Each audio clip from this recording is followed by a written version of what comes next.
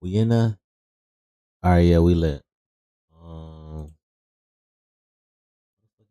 Yeah, it should be like that. First thing we need to talk about.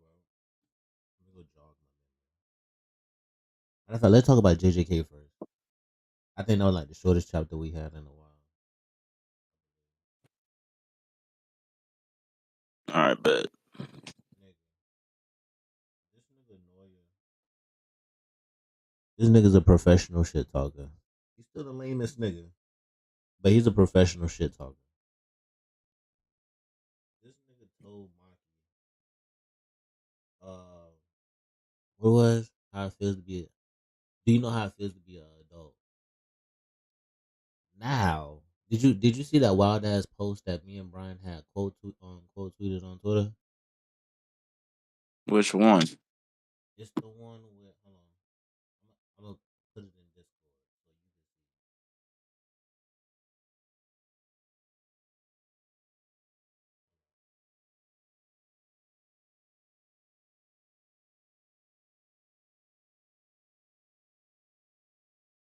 Because the shit was so fucking 'Cause I did read the chapter, and Buddy was talking this shit. okay. A lot of people on Twitter interpreted that as something else, though. I don't know if you Bro, saw that. listen, interpreted that shit. Listen, I'm gonna put it in. I'm gonna copy the link. Discord. I'm over here saying this shit step by step. Fuck it. Listen, I don't know. Okay, I put it in Discord, but do it pop up the same way? Okay, bro, read this shit. These niggas need to stay in school. These are the niggas who need to stay in school. You We put it lit. in general? Yeah, I put it in Or- general chat, bro. This is literally, quite literally, what we was Oh, talking about. yeah. This right here.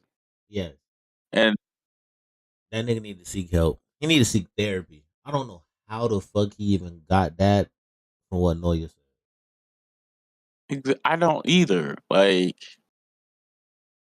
Noya literally. a Hold lot on. of people, and I think a lot of people were speculating, like, hey, yo, maybe that could have been why, because the way Noya talks about women in this story, it kind of gives off the implication like he just sees them as women to just sleep with. And they take care of the house and stuff like that. Like they know their place. That's why he doesn't like Maki, because Maki, she goes against the grain. You know what I'm saying? Yeah, But I don't know bro. where He Buddy was said, getting, or whoever this person was trying to interpret like this. Like, yes, it may be a delusion and me making the lines fit my own, but I don't I care. don't, bro. When I He read this now you shit, raped her and it's canon now. I'm like, what, bro? What? bro. When I read that shit, I didn't even get. I didn't even fuck. What they tweeted didn't even come to my mind. He was literally like, "Have you ever been an adult?" He was like, "Well, how about ask? How about asking mine? Mine was a teenager. Like she didn't even have the chance to become." Exactly. Like,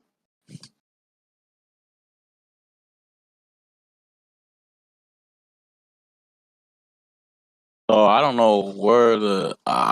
It's just the fact that bro said this. Yes, it may be delusion and me making the lines fit my own head canon, but I don't care. No, you raped her and it's canon now. Like what? Like, oh my gosh. Yeah, yeah, that shit. They, I don't know how the fuck they were trying to interpret that from that. So, bro, listen, that shit just blew me altogether because it's like if it's how can I put it? It's kind of straightforward because mine died as a teenager. Like it's like some dark humor shit. So That's a like, fact, what the Exactly. fuck did I read in that chat? bro. That's because we were talking about how they interpreted that line from Noya completely wrong. Nigga, what? What? What is the implication though that happened? bro. I don't know how the fuck they even interpreted that. Like they were Like, saying that Noya raped Mai, and it's like how like how he said some real dark humor shit of like, oh, like, have you ever been an adult? If that's the case, ask your sister. Like, she dead. Like, your sister didn't even make it to adulthood. She was in her teens. That's some dark humor shit. So yeah, like that's just disrespectful. Like that's all. Like yeah, he's an asshole. Like that's about it. yeah, He's a, like he treated Maki like the ops. You the ops. Fuck your dead homies. Fuck your sister too. basically. Like that's how he basically saying it. So I don't even know how they even got the whole fact of the Yeah, matter I of, really don't know how they interpreted like that. That wasn't even the first thing that I thought about reading the chapter. I'm like, oh, it's bro. just him talking shit about Mai because she's dead. Yeah, that's how I So Yes. took it's it. like, Yeah, that's how I took it. Like, oh yeah, he talking shit about Ma because she's dead. He got Maki on the ground and shit bleeding out. But the thing I really wanted to talk about, Noritoshi really stepped up this chapter. oh yeah, he did most definitely. He really stepped up this chapter. Now I'm speculating that he might be in the after this fight, he may be on the bench for a little bit, but I don't see my boy dying. I don't see him dying in this fight.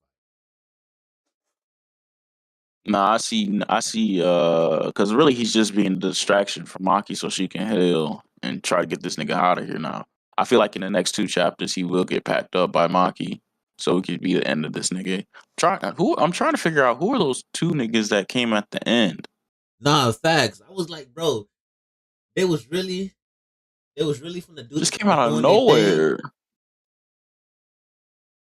They was really from the start doing their thing, and then all of a sudden these two niggas crying, bro. Like, what the Just fuck? came out of nowhere. I'm like, yo, who are y'all?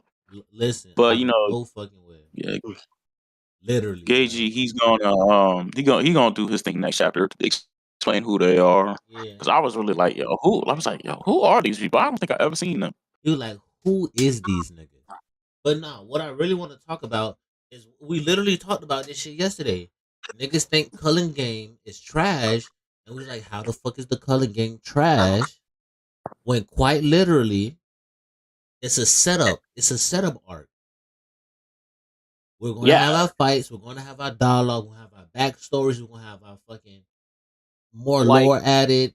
Like all of this shit. Like we just talked about this I yesterday. I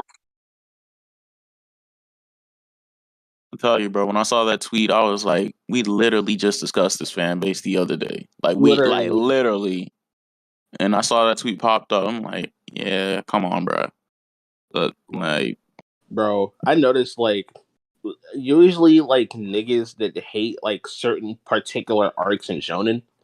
A lot of the time, it's because I've noticed a lot of these arcs don't really have a lot of like action based shit within it. Like like niggas want constant ongoing action. They want ongoing shit that makes them hype. They don't want any type of exposure to lore or to basis or to characterization or to character building. They don't want any of that shit. And it's fucking weird.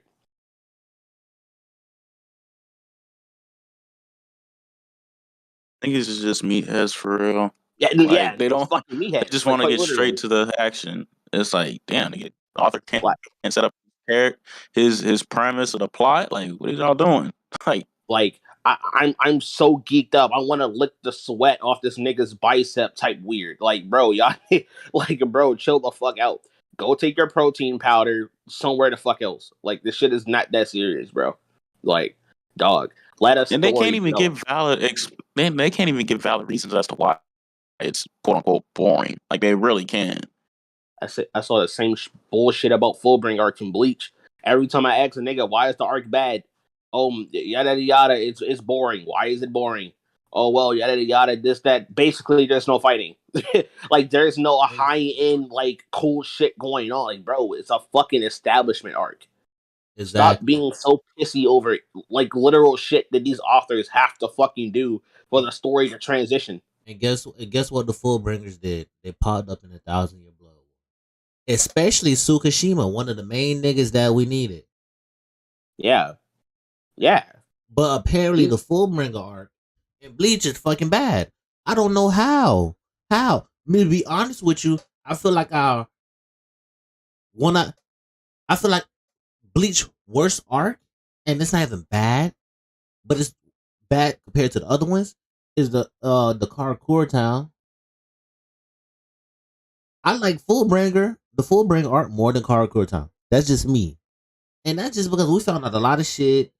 There was a lot of we found a lot of shit with the substitute soul reapers, the substitution badge, the shit with Genjo, how the fuck it played out with Genjo, and all of this extra shit, and how they played back to Ichigo, and Ichigo going back to regular fucking life. So it's like, what the fuck? And and the thing is, the chat and like the story ain't been going on for that long. Like I think we're the 34 chapters into the Culling games, and it's just like shit takes time to be expounded upon, my boy. Like if it's just straight up, and the thing is, it'd be different if niggas wanted an arc filled with action. That's fine, but literally the arc prior to was just a full out war. Like Full literally, out like war.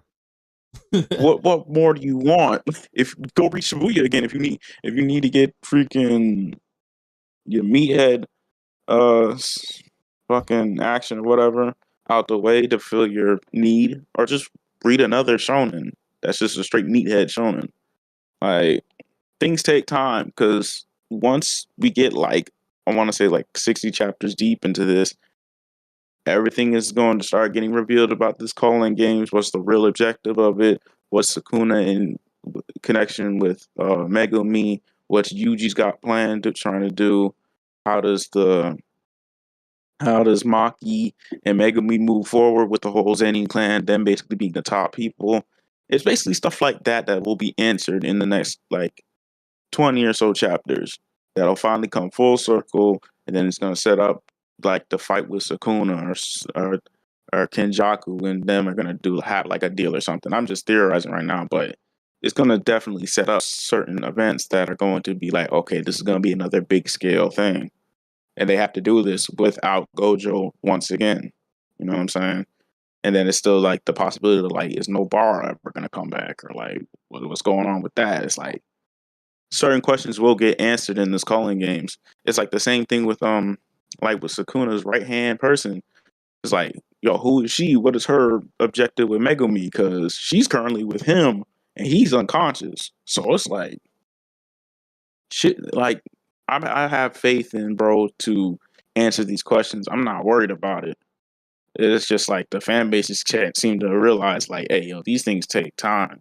And I feel like people who are just now getting into like manga and just comic or like just mediums in general, they just don't understand like, yeah, yo, storytelling takes time. It takes patience to get to like from plot A to plot B, and then the like the little things that are in between, so that it all circles together. And part when it gets to part B, it's like okay, that makes sense, and it's like okay, this was well worth the wait.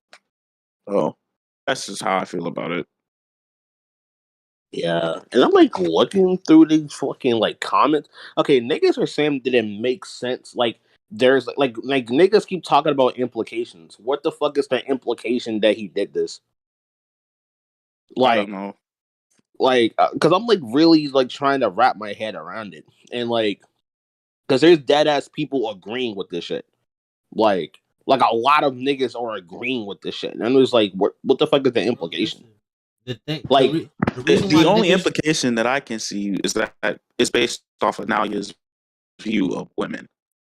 yeah, Is it's based but off his even view of then, it's women. like there's no implication that he actually like assaulted Mari. yeah, like he could just be a fucking misogynist, but that doesn't mean he's a rapist necessarily. Exactly. So it's Yeah, like he could just like talk about like the submissiveness of women and shit. Like he could just be a fucking like super red pill Andrew Tate weird ass nigger, but he doesn't have to be a fucking rapist necessarily. Like all those things can be true. He can hold all those characteristics and still not technically be a rapist. Bro, yeah, like Noya, he's just full of himself, basically. Yeah, And he's a fucking asshole. Like that's the point. Like he's a fucking dick, and he views himself as superior. Like yeah, like that just sounds like pure sexism. Like exactly, and it's like and the fact that y'all he's always been interpreted. he's always been a narcissist too, ever since we met him. So it's like Yeah, and the fact that people out here saying, "Oh yeah, he raped my," it's like, bro, what in the fuck is y'all talking about? Like, I what? feel like it's just like trying so hard to And make a then point that really isn't there. And like Karma said, bro, people is literally agreeing with this shit. Like they saying, he definitely did it. Like, you seen the backstory? Let me know. Yeah, Because if so, you just let motherfuckers know. Yeah, you read a hentai with Noya in mind. But that shit never happened in the story. Reading, like they just lack reading comprehension. Like honestly, bro, dead ass, bro. They're sheep and they can't form their own opinion. Like, because like I was really looking at this panel, I was like, I read this joint like a good 3 times over and over after I found out about this quote, and I was like, where did y'all getting this from? A lot like of Maya is packed up. That's obvious. Yeah, a lot of people are like saying they're making like they're trying to say that like it's not outright stated. It's a headcanon, quote unquote, because they feel like it's heavily implied. But even then, an implication has to assert some level of logical reasoning, right? So it's like I'm not gonna imply some shit that has no basis. Like, what is the basis? The basis is like, oh well, his views on women. Yeah, like I said, he could just be a fucking misogynist. He's a misogynist. Yeah. Quite literally, Yeah, he could be a fucking sexist, but that doesn't mean he has to be like complex. That's all that is. He feel like he's superior to other motherfuckers. It's called a superiority complex, whether it's man or woman. You seen how he was talking shit to fucking Yuji when he pulled up on him. He was talking cash money shit to Choso. He been talking shit to everybody that he been running and having an encounter with. Even Maki. Exactly. Like, come on, bro. Like, this why. Like when we first seen bro on the scene, he literally pulled up on Yuji and Chozo, I think, and just talked straight trash to them. Didn't even know them. Just talked mad shit to them. So, and he does that with every character that we see with him on panel. So it's like, yeah, that's just bro. That's just who bro is. I feel like it's like fucking like it's like a 50-meter dash, and like it makes a lot more sense that a nigga ran 30 fucking 25 30 miles, whatever the fuck. You just think fuck that nigga ran 80. Like you're assuming the utmost worst based off a somewhat scared concept of like quote unquote implication. Like what the fuck? Like like the nigga could just be an asshole who thinks he's superior. Like it's like it doesn't have to go to those lengths just because you feel like it is. And I'm tired of niggas using the word headcanon. Because I've seen niggas justify some very weird shit in the realm of a headcanon. Like, can we get that shit out of there too? Just throw away all these fucking terms and just start fresh. Like, we need a new, fresh start. Throw that shit away. My problem is too, also with the headcanon shit. These niggas will argue, and this may be off topic because this towards like the power scaling niggas. These niggas will argue headcanon shit with shit in the data book or some shit the author himself said. It's like you're basically telling the author or the mangaka that no, what you're writing is wrong because I mean, this character said this. Okay, I think that depends on what it is. Like, I feel like that there are cases where an author can kind of talk out of their. I feel like there's plenty of cases where big time manga could be talking out of their ass. Like, there's a lot of conflicting shit in their own narratives, and yet they still say shit. It's like when fucking Oda said like fucking Inaru was like light speed and like Skypiea, but like we know this nigga is lightning speed based off his fucking powers. It's like yeah, I feel like authors can like write shit or they can say shit that's like pull straight out of the ass. Like fucking what was that statement about fucking Tamari in Naruto like blowing away the universe and shit like that? Like it's like it fucking like these writers can But the say thing, all. but no. That's the thing too. People need to understand. People need to understand what interpretation means, because Mm, it's plenty series and plenty dialogues that we have read as consumers. We seen somebody say, for instance, right? We seen a mhm. move, a character do a move, and they're like, yeah, he got godlike speed. Like that's gassing up a character. Or yeah, he got inhuman strength, or godlike strength, and shit like that. That doesn't mean like this nigga could actually pick up a planet or some shit. It's to emphasize what he's doing.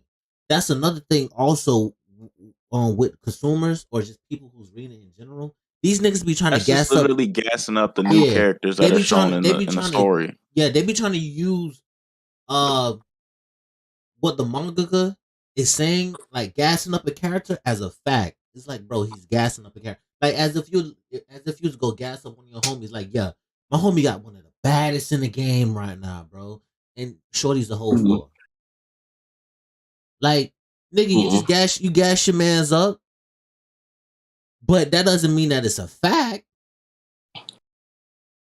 I mean, yeah, that's true. Like technically, nothing is necessarily a fact or an opinion. Like sometimes, like it just depends, right, on like what ethnically makes sense, or like what, like just like the logical reasoning behind it, the basis behind it. You feel me? Like it's like a nigga could walk up to you and say like 2 plus 2 is 18, and then you could be like, "What the fuck are you talking about?" Like, it's just yeah, like just because you say something, it doesn't matter if it's like a credible source.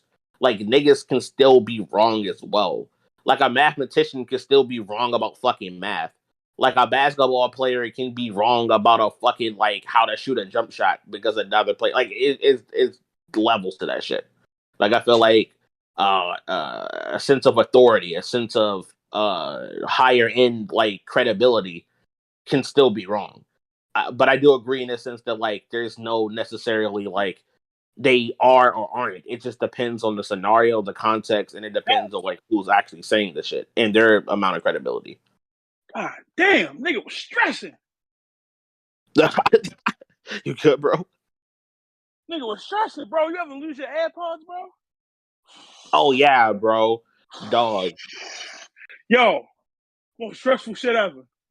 I was in this great bitch ready to Bro, cry. them bitches are so small, and it's like I remember that shit fell on my ear once, and I didn't even fucking notice. I'm glad I looked on the ground, because I would have walked right past. That should have been gone. Shit's stressful. Oh, y'all talk about how these bitch ass JJK niggas been tripping lately? Yes, bro. All right, bro. Let me add my 2 cents on this shit, bro. Let me add my 2 cents on this shit, man. Okay, as you Why niggas on GG dick, bro? Hot off the nigga dick, bro. He don't fuck with y'all. He don't know y'all. Shut the fuck up. This nigga GG writing his fucking ass off in these. Yo, if you really look at the current game, it's like the Hunger Games, bro. If you look at it, that's all it is. It's just anime. What the fuck it is, bro? Why niggas so pressed about what GG doing, bro? How about my nigga Nutsack, man? He doing what he doing. Yeah, this shit was crazy, you sent me. This shit was insane. This whole Noya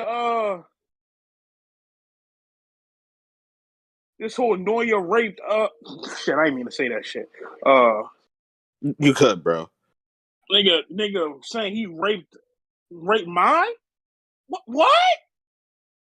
What? We pulling them allegations? Nah, fam. That's pure insanity. Yeah, that shit is Nah, fucking man. different. Like that's something you don't say for a writer, bro. Like you don't do that, bro.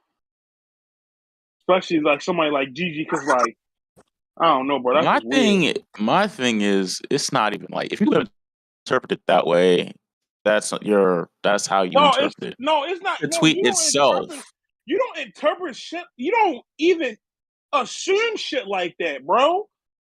That shit is. No, I know what you mean. I'm just talking about the tweet itself. This is kind of wild. Bro said, yes, it may be delusion is making me, and then me making the lines fit my own headcanon, but I don't care. Now you raped her, and it's now canon. Especially because that's how the Zenin and Noya are. Like, where are you getting this from, bro? No, That's a very good question. Yeah. No, this is. By the way, this ain't a nigga. I think this is a bitch. Why did you say it like that? This ain't a nigga tweeting it. This a whole ass bitch tweeting this shit, bro. Dog. No, this a whole. You know what, bro? You know what kills me, bro? I'm about to be on some real misogynistic type shit, bro. And I don't want nobody taking this way, bro. Chill out. Cause like I'm about to. That's crazy, bro. No, that's I'm about to say. I'm about to say some real shit. I'm about to say some real shit. I want everybody to listen. I'm cool with females liking anime, bro. 100%. I think it's cool. We need more women that like anime. Yes, we do. I love it. That shit is cool as hell. But some of these fucking women, bro, in their own twisted mind, think that some of these anime characters did this type of shit, bro, is weird as fuck to me. Like, we get it. It happened to you, and I don't wish anything on that person. I hope you will speedy recovery. That shit ever happened to you. But just because you went through it, an anime character has to go through. That is so fucked up and twisted that you think that a writer would do some shit like that, knowing the backlash he will get from that, because it's a real life situation. It's a real life thing. It triggers people. I don't know why would a human being ever think that. Why would a manga author write some shit like that in his manga? What? Like, what are we getting at here? Like, that's so weird and it confuckles me. So, nigga, what? This nigga made a whole new word because of how much shock he was in. Nah. That's crazy. It confuckles me that you women, females, that will interpret this shit, bro. What made you think that? Oh, Noya raped my what? Nigga said confuckle. That nigga said confuckle. He's confused and bro fucked said up he is right now. confuckle. He's confused Anyways, and confuckle. What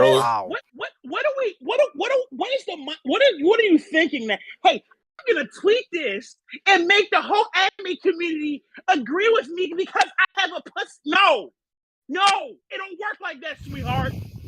Dear Lord. Oh god. Anyways, just picking and choosing key words and stuff out of Brian's little spiel right now, but like, as I said in the general, like, a crazy allegation that you can't disprove because Mai is dead and the only person who can confirm or deny this is the writer, and we have no idea until next week. But like the wording, it's a 50-50. Like, but one thing that I would like to say, my thing is like, why would he put something in? Like, why would?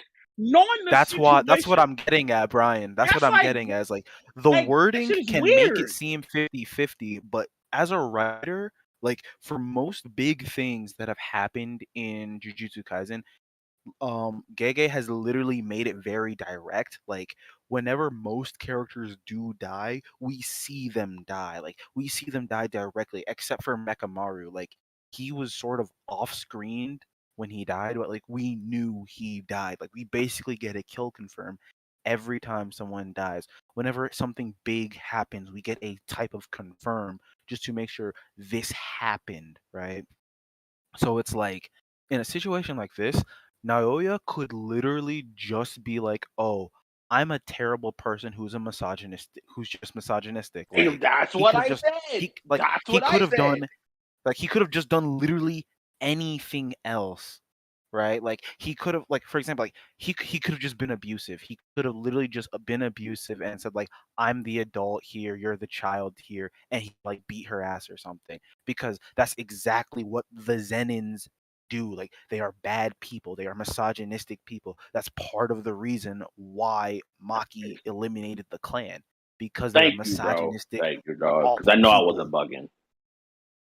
Well, Like, saying that, Naoya is awful. Like, bro, dead at like the moment he was introduced, bro was like the only place for a woman is like 3 feet behind a man. I'm like, dog. That's what like, I'm yeah, saying, like, bro. like, Yeah. bro, like I'm saying, like, bro is misogynistic, bro is narcissistic, bro is an asshole. Like, if bro was Yes. if, He's a okay, legit okay, let me say this. Like, let me say this. Like, if Noya was a person, Andrew Tate is literally him. Noya and Andrew Tate are dead as the same person, bro. Like, we can't argue. That's crazy. Goddamn. Like him and Andrew, like Noya and Andrew Tate aren't too far from like the shitty people of a stick. Like they aren't that far away. That's who I look at as Noya. Noya doesn't like. Noya thinks women should be in the kitchen, cooking, cleaning, and shit. They should be on their hands and knees, on the fucking floor.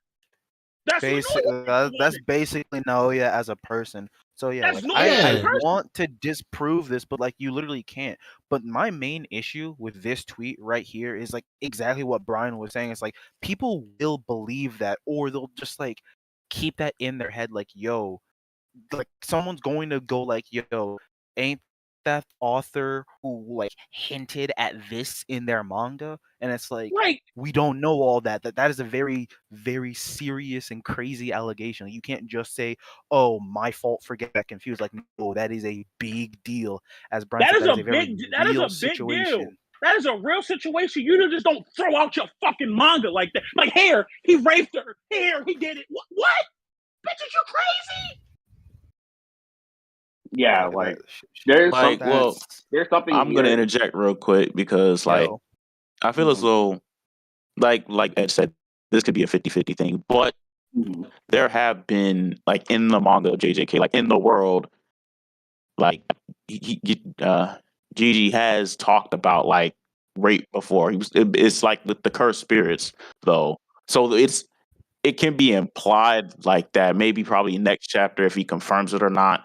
But the implication of rape in the universe is there. Like it's in maybe through the cursed spirits, but it's still in there. So if he does go that route with it, that's what he meant by it. Okay, I understand. But more often than not, if you have common sense, he's talking about Maya getting packed up, literally. Yeah, bro. Like she literally got packed up. Bro. Like I want y'all to look at, like couple chapters ago. Look at this shit. These niggas is Mine's been packed up. Mine literally died. Hold on, before everybody start dribbling. Bro, this is the second person that's self-inserting their life into an actual fucking story, and they're trying to make it fact. Look at this. Check the general chat. It's 8, and I'm gonna be honest, bro. And I hate bringing. It's like 75% women doing this shit. They this is self-inserting. The shit Noya said right here, right? Everybody listen. In the respect of mine is great. She got the same face as Mikey, and just as a bosom. Though she acts tough, she knows she's a woman. This nigga's being basically sexist, bro. Yeah, that's literally it. People were using that in the comments to like try to talking about her physique, make the statement true. But no, bro, he's just sexist, bro. Like they're trying to use shit. Yeah, like that's they're trying to use this panel with this panel to justify this shit. He's literally an Andrew Tate in anime, bro. In the manga, that's literally all he is. That's literally what he is. Red pill ass sigma male ass nigga. Like he's a quote unquote alpha male. No, you're a fucking geek, nigga. Like if I actually saw you, I would slap the shit out you. Yeah, like he's one of those fucking weirdos you have to look out for. He's a weirdo, bro. Like Noya's a bitch. Noya won't do this shit to no nigga. If a nigga press Noya right now, Noya won't do none of this shit. Noya will probably run away with his tail between his fucking legs. But the thing is, right, that's throwing me is that motherfuckers is really trying to self-insert their issues into something. Like don't self-insert. That shit is wild to me. Like you don't do shit like that. Like I said again, like bro, I feel bad for you. That shit happened. That shit should never ever happen to a human being, bro. Never in your life. Like never, bro. If you go through that shit, I apologize. But don't insert your self-inflictions on a fucking piece of a piece of character, bro. For a character. Don't do no shit like that, bro. You're weird. And You're this tweet this right here kind of contradicts itself too, because it's like he's basically saying that we're basically talking about how Noya describes how he feels about women. Never once has it ever been implicated that how he like interacts with women. Like we've never seen it like on, or like it's been implied that he's like abusive or like he just sees them as like prostitutes or whatever like that. No, it's just like implied that he is just sexist. He just sees them as inferior to him. They need to be 3 feet behind me at all times. Like it's never been implied that and like this is abusive. No, don't get me wrong, but it's not physical abuse. It's more so like mental and just like degrading of women. Yeah. From a mental standpoint. Going off what you said, Meech, it's I do remember now. Like I just remembered in the anime now, like earlier when we first got introduced to Maki, like she used to say, I think she said something about Mai just like letting whatever shit the Zenin clan did slide. Like Mai would let it slide, Maki would always try and fight back, which is what the problem was. So it's like, so Naoya going like, though she acts tough, she knows she's a woman, basically saying like, yeah, she acts tough, but she still listens to the men. Like she still bows her head and listens to what they say. So it's like, again, like shit like that is why I say it's a 50-50. The dialogue is a 50-50. And it's like this person who made the tweet saying like me making lines fit my own head canons and like possible delusions, like that does not help your case. Like I understand you're trying to say this is not explicit fact, this is just my way of thinking, but like saying it like that makes it even weirder. And I feel like if this were true, if this were to have happened to Mai, I feel like he would have definitely like further established it through like Mai's character. You know what I'm saying? Because Mai is rather submissive, and Amaki's like, "Hey, I'm going against the grain. I don't give a damn what does any clan say." Yeah, like she's a dominant female. Like she would like wear like she like Maki would that ass like yo go wash some fucking dishes, nigga. Like she like one of them type females. Like she dominant and she independent. Mai is literally that is the submissive shy type. Doesn't know how to express her feelings. No, like I feel like we definitely would have gotten some sort of like hint at it prior when Mai was still alive as a character. Exactly. I don't know. Yeah. I feel like if it was definitely implied like that, it would have been like used within her character. Because it's like Yuji, like okay, of course Yuji is the main character, but like the one example that I can use is just like in the Shibuya arc when Sukuna took over Yuji's body and like decimated like the entire city basically, like and then he made Yuji see all that. He's like, yeah, this is what I did with your body. The blood is on your hands. Like Yuji was dead ass depressed for like 5 whole chapters. Like they literally said, bro, turn your brain off and like we have to move, we have to fight. Like there was no time for that nigga to have like his pity party. As he was like justifiable as it was, but bro was like he had to move.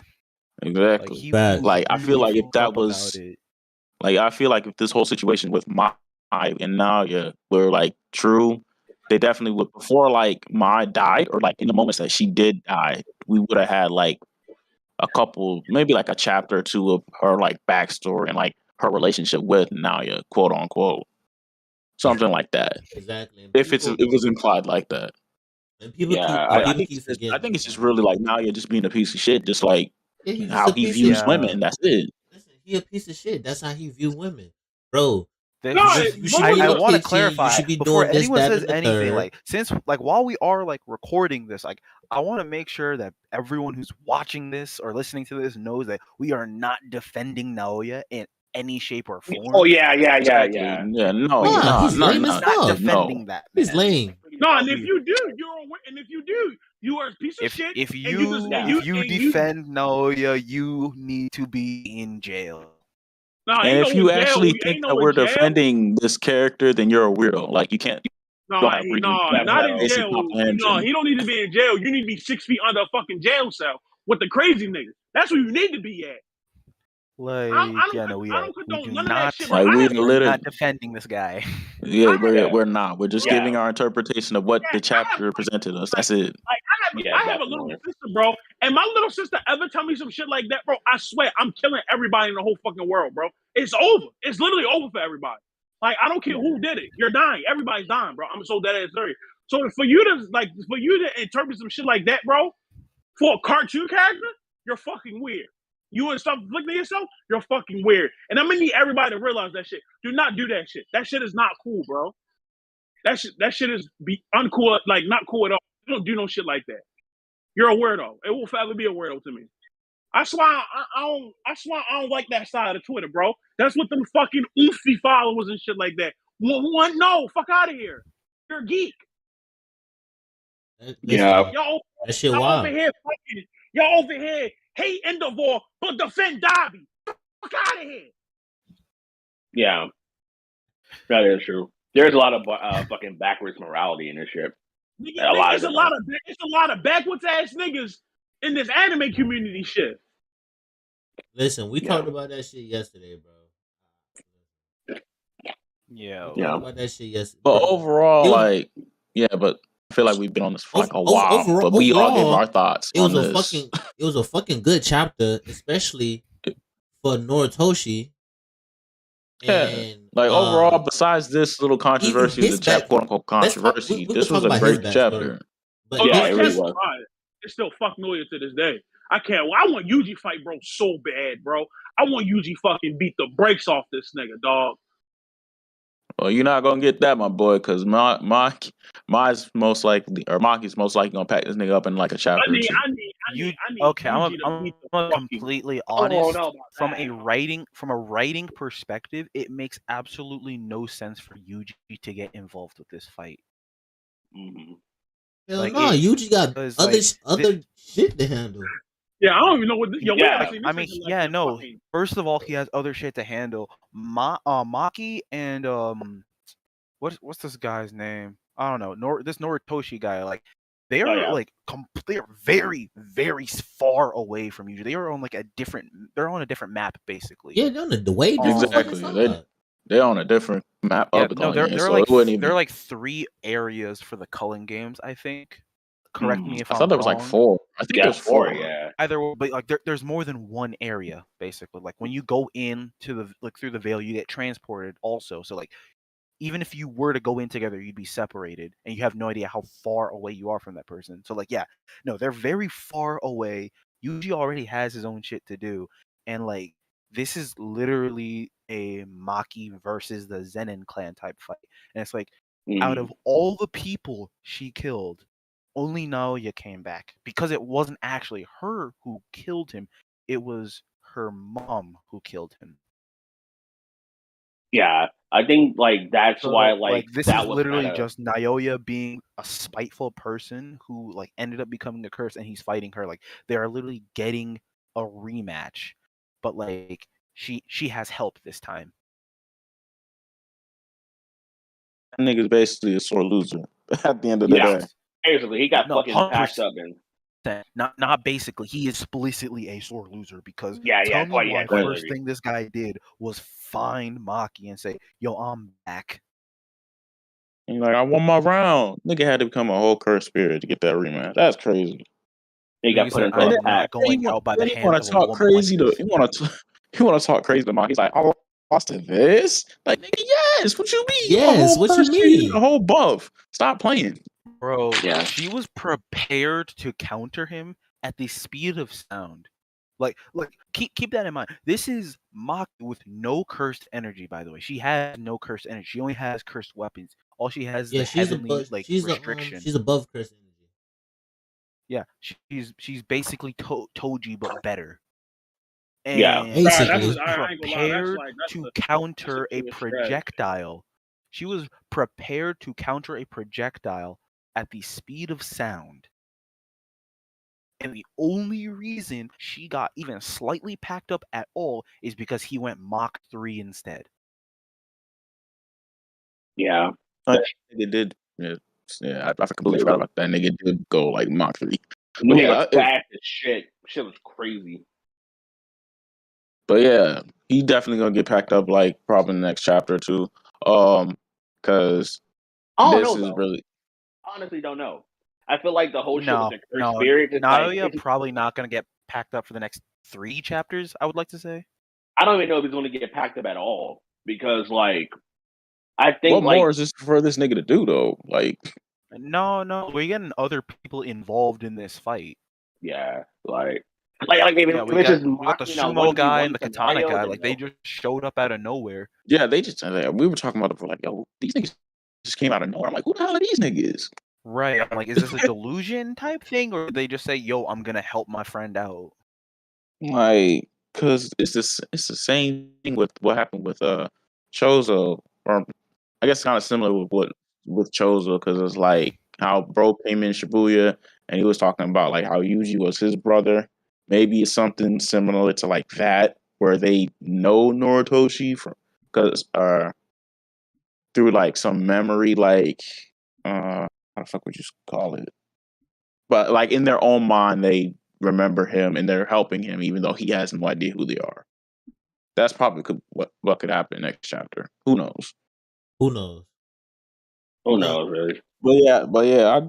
Besides that little controversy, this was a great chapter. It was a great chapter. I really enjoyed. I want to know who the fuck are these 2 old niggas at the end of this chapter. And Noritoshi backstory is fucking beautiful. I'm happy he didn't get fucking packed up and sideline. I feel like he's gonna be on the bench after this fight, but I'm happy the fact that he's fucking useless. Yeah. After this, nigga, my hero is a crazy fucking. No, we gonna that nigga all for one and Shaggy. Them niggas was down 2. Now them niggas up 45. Now them niggas up 45 because they got Bakugo up out of here. Niggas of the 2016 Warriors. That shit is different, bro. Them niggas the 2016 Warriors plus LeBron James. The fucking 1996. This man is really advocating for the villains who took out 𝐄𝐍 𝐏𝐿, by the way. I need you to catch this in 4K. You just said they are up 45. You said 2016 Warriors with LeBron. Those were your words. You just said this. I mean, bro, listen. It's not my fault that the heroes. No, you can't backtrack this. You just said that the villains are goated for taking out your character. Ooh, damn. I'm sorry, bro. He said I'm sorry. I mean, hey, let's keep it a buck though. Like, let's keep it a buck though. Like, these niggas really went crazy this chapter, and I like Shigaraki's speech. That nigga really said it because he was talking to Miracle, and he was like, "Hey, don't get upset. You tried your best. It's just unfortunate that you had to bring children into the line of duty, and look what happened." That nigga Shigaraki is such a disrespectful nigga, bro. Like he is different, bro. Bro, realistically, ever since he got taken over, bro, is so disrespectful. Niggas been at like minutes. This shit is crazy, dog. Like realistically, from what we can confirm as of now, this nigga Bakugo is packed up. So, in the event that when this war is over in the next 70 plus chapters or whatever, whenever Push decides to end it, damn. The hero system is going to have to change drastically. Like, hell yeah. Like, it's because what bro said that heroes were a rare breed. That's why you have to bring in the child soldiers to help you on the front lines. And that really stuck out to me. It's like, damn, yo, like these niggas were really just in UA not even a year ago. Really just trying to become heroes. Literally. What do you mean not even a year ago? Bro, Deku and his friends haven't even finished their first year yet. Like, they are about to become second years. Like, then they turned in their second year started in the spring when he left. Oh, okay, but yeah, no. Yeah, that's when their second year started. Their second years, which means Mirio and them haven't even graduated yet, actually, because No, Tatsumaki they was have like, not. "Yo, I want to have a proper graduation." Graduation, yeah. And Yeah. it's like, nah, it's just like these niggas are really just out here fighting for their fucking lives, bro. Like these niggas are legit fighting for their lives. You see Ida and them over there, they got to deal with that nigga Toya over there, just coming back to life, having a new fire technique, and bro is literally a skeleton at this point. Like, you can see Okay, all of I'm not that. gonna lie. That fight between Dabi and Shoto, that was amazing. Like, No, that was I'm gonna be incredible. honest. Like, I thought Dabi was cool when he was introduced. He got a cool design. He's got his blue flame quirk, and everyone's just like, "Yo, that's kind of cool." But truth be told, I could never take that nigga seriously because like he had such little screen time, like in terms of Yeah, he anime really and did. manga, and then most of the fandom has turned him into literal smut as a character. Like his entire basis now is purely for fan art with other male characters, and it's just insane. Crazy. Like all the fan art I have seen has made it impossible for me to take him seriously until that fight. Who? Like Oh Dobby is yeah, actually a or pretty Dobby. good character. Oh, He's Dobby, really cool Dobby as a character. ugly Like ass. that Dobby fight ugly ass is was actually a really good character. He's yeah, no, everything. that He's fight the was total amazing. opposite of Todoroki. Like the total opposite of fucking Todoroki. And it's fucking wild. And Like, that nigga does not care, bro. Like he's not like, a hey yo, single where fuck. Endeavor at? I'm about to like he's still on his No, mind. He's like, and hey it's like yo, the I'm craziest killing thing bro. was like they literally like they panned over to the doctor and it's just like I don't think you understand. Like you think the scariest person is Shigaraki is not. Is literally Dobby because he was the only person you could not manipulate at all.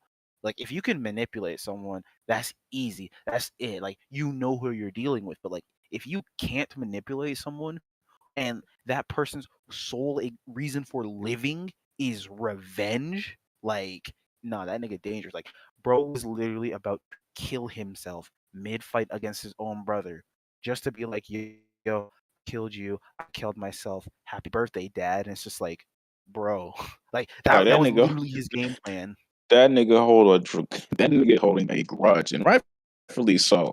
Even regardless of how Yeah. you look at his backstory, it's like, okay, nah, Endeavor, you fucked up, my boy. You put too much faith in your son, who had a quirk that just wasn't stable, my boy, and you just filled in his head with like delusions of grandeur. Like he has to be the best. And when you fucking have when No, you and your it was wife have actually really multiple crazy. kids, and you finally find the one, the bro's just pushed to the side. How you think he gonna retaliate? Not to say It bro was is yeah, no, justified, like but it's just like you got to literally. look from his perspective. Like Yeah. you Bro literally threw was that nigga literally to the just like side. yeah, I know. Endeavor looked at Dobby was just like, you have the flame, like you have a stronger flame than I do. But the problem is like you burn yourself, which is weird Yeah, because you shouldn't be burning yourself. Just to find out, yeah, he has a high tolerance for cold, but not for heat. And it's like he'd keep burning himself, and then all of a sudden Shoto is born, and he's just like, oh, well, Shoto has the perfect quirk, so you don't need to push yourself. But like the way it came across was like, I don't need you anymore because your brother is here. exactly. So it's just like, And damn, it's bro. like the thing about that, right, is like so Endeavor as an adult, like he has a more developed brain. So his thought process, like, I'm saying this out of concern, like you don't need to push yourself. You don't have to do all that. You can live a regular life. But to a child who's literally been grown on, my dad is the number two hero and wants me to be better, like it literally the only way you can think of is I'm not good enough. Like that, bro, like Bro, that he's really just entire trying bit was to. crazy. It's crazy how much of a point he's trying to prove that he's willing to put his literally kill himself. I ain't gonna say life on the line. Like literally kill himself. Yeah, no, like when Dobby fought Shoto, his goal was to kill both of them. Yeah. Like you like I will kill myself fighting you since I can't kill dad. Like Like was that nigga does not crazy. care. And there's another thing in this chapter too. Was like I forgot who it was, but the the meta liberation army, they're still being active, and like What's bro's name? I think the dude that's hacking the systems right now. I Skeptic. feel like that's Skeptic, like, because in that same scene they pan over to the Todoroki family, and they're talking, and the two little kids are like, they're talking about with the teacher. What happens is the villains come through, and they're like, "Oh no, Bakugo and Shota will say they're like will be here to protect us," not knowing that Bakugo is backed up. And so I feel like Skeptic and the two spies that have that are undercover. I feel like they'll be a part in broadcasting the war as Bro, well. they And put then as soon nigga, they put Bakugo in 4K, boy. hey, bro, Nigga. I think it was last chapter too. We saw his parents, and that's in that chapter when he got backed up. And now No, imagine I Shigaraki. don't know. I don't know if the fight is actually being live streamed, and if it is, I don't think his parents are watching because there's no way in hell that parents literally No, saw their son's heart get blown up, you know what's No, and I'm not saying crazy? that. the Like, mom's no, only it's You know like what's the reaction is crazy? like, results. Even if she's not watching, even if his mom and dad not watching it, them kids they still got, bro. They literally got kids as fans of them. Like, I know they weren't probably broadcasting the fight, but they're probably show like the end result, and then like the Shigaraki will say like some one like crazy one liner and point right at Bakugo's corpse. And I oh my have a god, feeling this nigga like, gonna live stream on Twitch and be like, "Hey, it's your boy Shigaraki. You just packed up y'all niggas goat. Like, get this fraud out of here." and like, cause what's that nigga's name? Because there's still Mirio, Tamaki, Nejire, Mirko, Aizawa, Dash Genus, and what's that nigga's name? Monoma. They're Aizawa still is not there. fighting. No, Aizawa is no, not fighting. that nigga's no. The only thing he's good for now is the quirk, and with combination with Monoma and the other No, nigga that. so no, like this has actually been foreshadowed since season 1, where like they crushed Aizawa's face, so he can't use his quirk for that long. Oh yeah. Like, because that nigga's quirk is dangerous for real, like, regardless of like the time limit it has. But if you can get around it, it's like, okay, that nigga's dangerous. But like I was saying, like, I do have a feeling like, bro, they might just show like the entire, like, what's going on currently in the war. Not to say like they're live streaming everything, but like they're gonna show like the casualties. And I do have a feeling like Shigaraki gonna get in his villain bag, and he gonna point right at He gonna point right at Bakugo with Best Genius trying to revive his heart, and to no avail. And you just see that young man in the dirt, hole in his chest, heart gone. And then it's just like imagine the reactions from his parents, bro. Like, we know, I'd rather not. like, we know, like, Bakugo, he's a rough kid, you know what I'm saying? But at the end of the day, the nigga's parents still love him. And dang, I'm just saying, Miss Bakugo, I don't know. You need a shoulder to cry on. I'm here for you. You know what I'm This you are a fiend. Back. Fuck the dad. Yo, baby, how old you is? saying? Shit. Son, Hey, yo. your son dead, we could make another one. Like, Mr. Bakugo, you don't even know how to handle that. Move. That's terrible, though. No, I can't. What I'm waiting for is for if Bakugo is dead, like this chapter, like basically was like this nigga has no pulse. I'm waiting to see. I know Horikoshi is going to be in his absolute bag when Deku finally shows up in the battlefield and he sees bro on the floor. We are going to get the craziest, most detailed, angry expression of this nigga Deku that we've ever seen, bro. I'm talking about like vigilante Deku type shit. Like, it's gonna be times 20 because regardless of how you feel about their dynamic, Deku still considers Bakugo as his friend, best friend if you want to go that route. And when he sees bro on the floor, packed up, them quirks gonna go haywire, and he gonna blitz the hell out of Shigaraki. Get that nigga a solid right hook to the jaw type beat. I can't wait for it. And then we gotta talk about this nigga All For One, bro. Nutty, bro. This nigga, Okay, bro. you're speaking of. So like, I personally feel like All For One had some crazy ass healing or restoration quirk, but it could only be used like once or something because there's no way bro came back with a face. Like, remember, ever since All For One has been introduced, all we've known him as is the guy with a destroyed face because of All Might. All Might literally tried to kill this man. The pinnacle of heroes tried to kill someone and held back just enough for that man to live. So, like, the fact that the chapter literally ended with that guy having not only a whole face, but a whole face with hair, like, he was definitely planning that shit for when he fully transferred to Shigaraki's body. Yeah, that was basically okay. So that's also how I interpret it. I interpret it as the fact that Shigaraki therefore became a vessel for for All For One to make his return. All For One's body was already so damaged that like the power of his quirks were already kind of limited. In the same way that All Might's body, and that's kind of the parallel too. In the same way that All Might's body was also kind of fatigued, and his powers weren't to his utmost limit because of the condition of his body. But now that he has Shigaraki, who's a fresh vessel, this man can arise. Even I'd argue even stronger than he was before, because now he has Shigaraki's body stacked on top of like his already enormous amount of power. So like, it's just like like we already saw what Shigaraki was doing. Now he kind of just merged himself and became a whole new entity almost. I think it's more than restoration. This man fully transcended past what he was beforehand. Honestly, Facts. in the same way that Deku transcended every other One For All user to this point. Yeah, which is fucking insane. I'm not gonna lie to you. This chapter is fucking.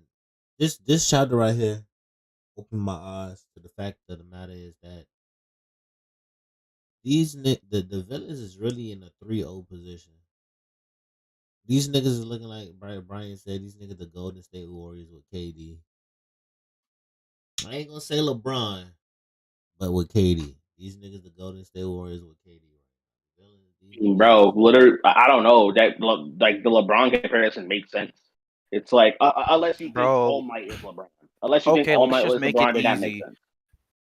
Let's just make it an easier comparison. It's like picking like the Eastern or Western All Stars in like any 2K game prior to like 2K15.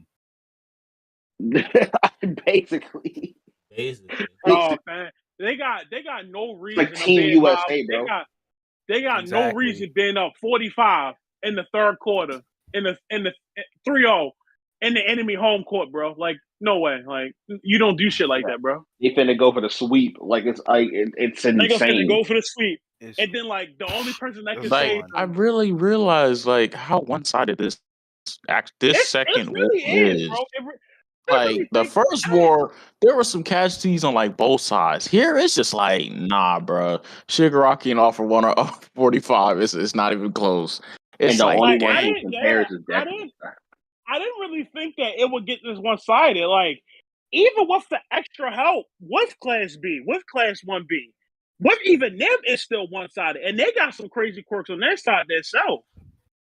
like they have everything in their favor right now. Like, and the tides are not even making a wave for them, bro. It's like, and they prepared for this too. Like they got everything. They got the like you said, they have class 1A, class 1B, the big three. They got the support class, all of the like everybody working together, and it's just like these niggas really like once Shigaraki really like got reactive, like awoken.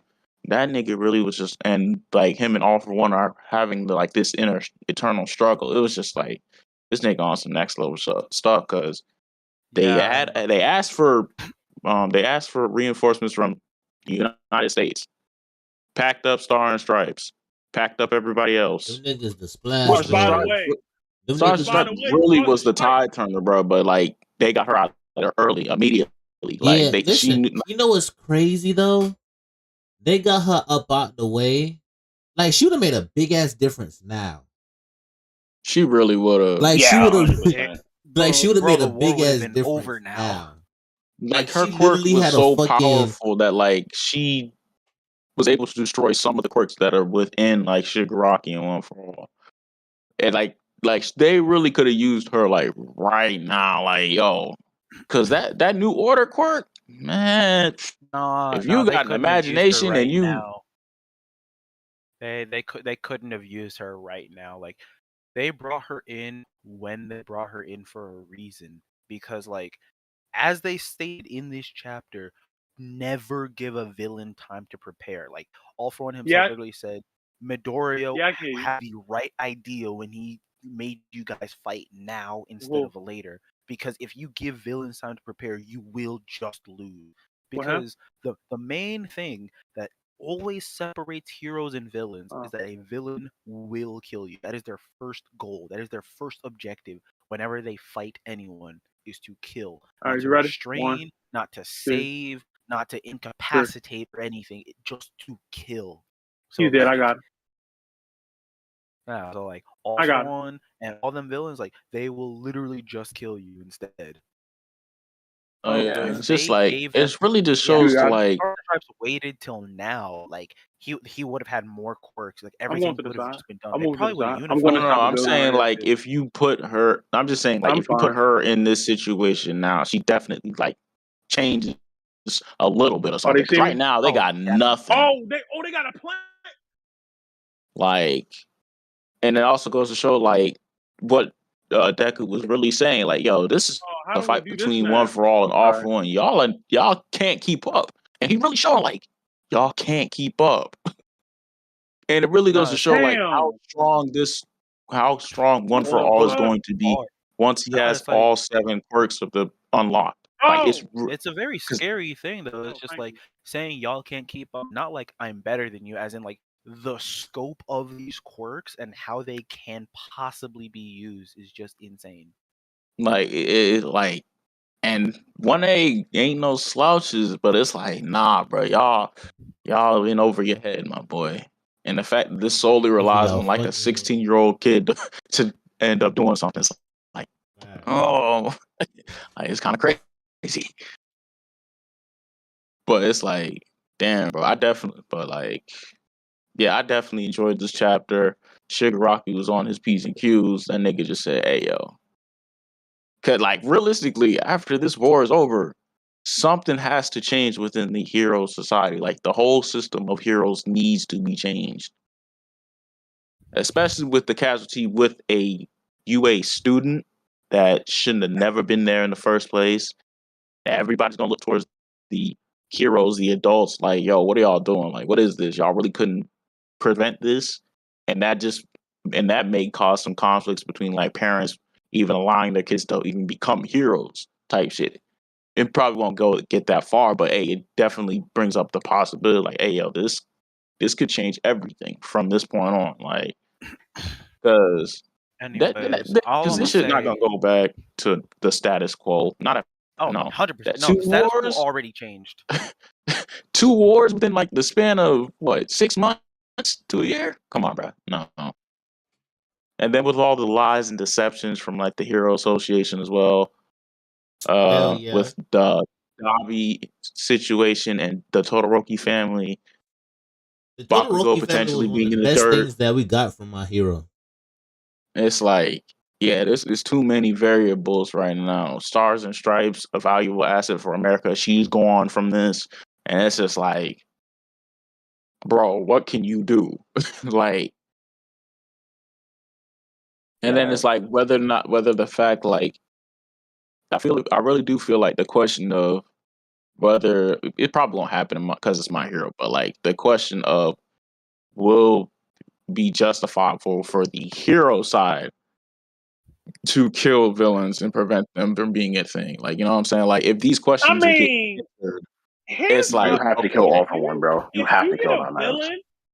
If you get a villain big as Shiggy and like All For One, I think you have no choice but, like, as Dabi, I think you have no choice but to off them.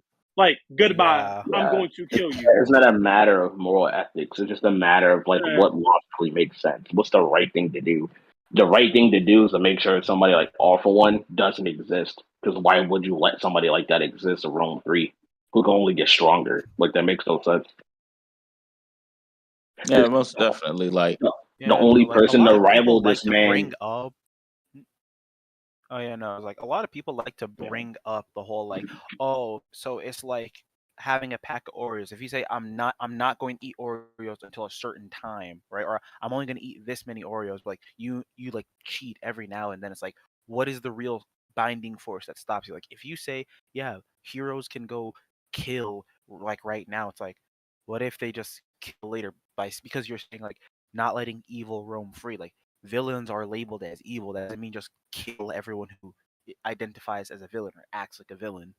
But like, yeah, no, as you said, like a threat, like these people, like I'm gonna be honest, I don't know about Shigaraki personally because it's like, yeah, he's got his decay quirk and everything, but like you could still just like restrain him in a way or like rehabilitate him possibly. I don't know about that. And nah, I don't No, know. I think you I gotta. I think you got. it's a very slim chance in my head because I personally think like because like again like, Shigaraki's just been manipulated his entire life, so it's like killing him off seems a little unfair.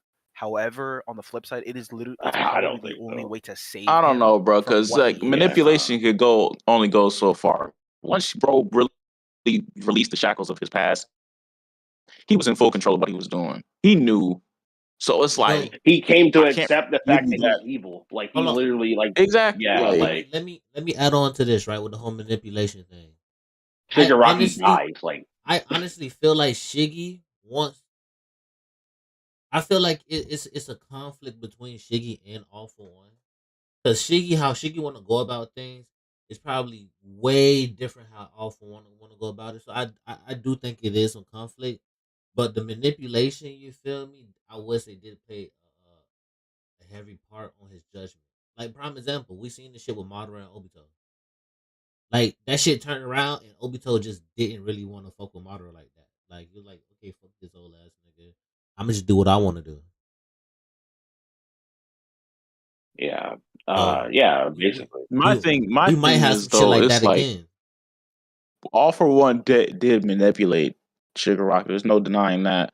But I feel as though once Buddy got the clarity that he needed to release the shackles of his past, once he crushed those hands that were basically restraining him, it was from that point. It's like, yeah, bro, this is all on. This is him. Like this is full on Shigaraki right here. Like what he does from this point on, there's no redeeming that at all because he's in full control of his actions. Even now with the whole the Shigaraki All For One and Tenko like trio that's trying to take over the mind of the vessel body. It's like sure Tenko's still in there, but at the end of the day, it's like Shigaraki is there as well. So Shigaraki is in control of his own actions. If they want to go about it like Shigaraki, like not getting redeemed, but it's like, hey yo, I'm a villain. I made my choices. Nah, This is what I'm there is gonna no do. redeeming. There is no redeeming. I'm pretty sure the only option is killing, but not killing as No, that's what I'm to saying. kill Like and to stop, but killing as in to save. you know, like Shiger, like if Horikoshi ever does this, I don't know. Like if he wants to like make like give him all right, say like quote unquote the redemption thing, but nigga, he's basically sacrificing himself. He's like, hey, I made the choice that I I would made, hate I that. regret it, and he basically, I guess, I don't know, fucking helps in a way, but at the same time, he still knows that like at the end of the day, I'm dying as a villain. I don't really care. If he does go do that, I don't know. But as far as letting these niggas live, nah, bro. You got Shigaraki and All For One got a dip. Like for real.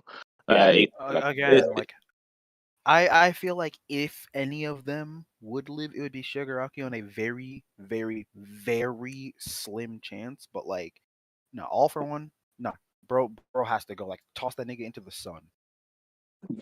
oh no, yeah. They yeah, nah. yeah, All For One got it.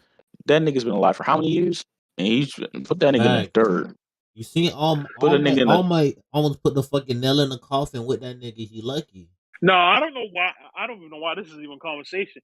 Them niggas gotta go. Get them out. Yeah, they got to get packed up.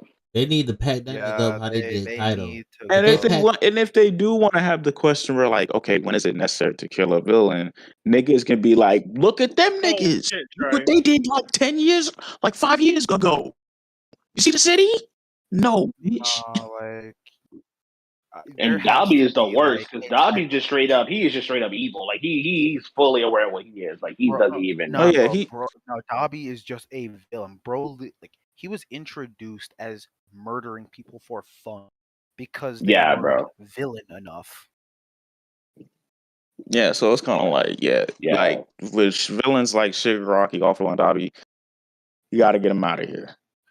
Like, not even close.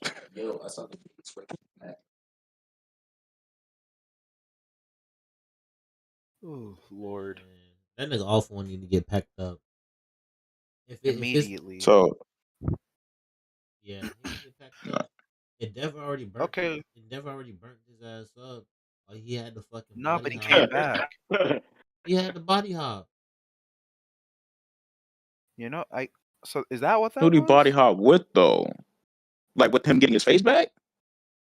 Nah, that nigga no. So no, like what Semi is saying, like he pulled the Orochimaru, getting nigga. his body back. He pulled Orochimaru, Orochimaru, bro. Shigaraki's is his, like, push come to shove. Shigaraki's is his insurance. Oh yeah. I'm talking. Yeah, I know about that, but I'm talking about like him currently, like getting his face back. I'm assuming that's like a quirk that he has that's allowing him to do that. Oh, you talking like that? Oh, I'm not too sure. You see the that's why I kind of nigga touched up on now. earlier. The It's nigga more than got one restoration. side He's fully revived. Nigga, one side got hair, the other side bald head as fuck. Something's going on. I think that's just him in the process of regaining like his look. Yeah, because like he also didn't have one of his eyes. It looked like a flame. So nah, that shit look like it was blonde. Either way. No, that's just the I think that's just him like manifesting the rest of his face. It just didn't show it all the way. Yeah, because like he was like almost morphing. Yeah, he was shifting. Yeah. Like, so I have a question for y'all, right? So what do you think the next chapter is going to look like? Because like with this big reveal, obviously they're gonna pay attention to it, but like, do you think they're going to pan away to like Deku or to Toga? Oh or yeah, Spinner? yeah, they're definitely going to. Yeah, to give like the other perspective, yeah, I definitely do because like they still got a massive fight over there. Like, that would be the out smartest of all thing to the do. perspectives I want to see, it's probably Spinner's perspective I want to see the most. And the reason I want to is because it's like all Spinner's life, he has literally just been labeled as a loser. Like like racism aside, like he has just been a loser. Like that's literally how they built him as a character, and like every interaction he's basically had, aside from, you know, him literally saying, "What are we doing here? We're just being bullies who are mad with no clear goal, with no history. Like we've done nothing aside from terrorize school children. Like we need to do something. We need to be actual villains, you know? Like that I believe that's like the greatest moment a villain has had in My Hero. That's just me personally. But yeah, no. Spinner currently is leading a race war. Like there is nothing about that. He's literally just taking like parahumans or whatever, like people who have quirks and have been mutated physically by said quirk. Like, yeah, no, like he's literally leading a race war. So I want to know what's going on there. Because I remember he was definitely about like a out year of ago all the or something.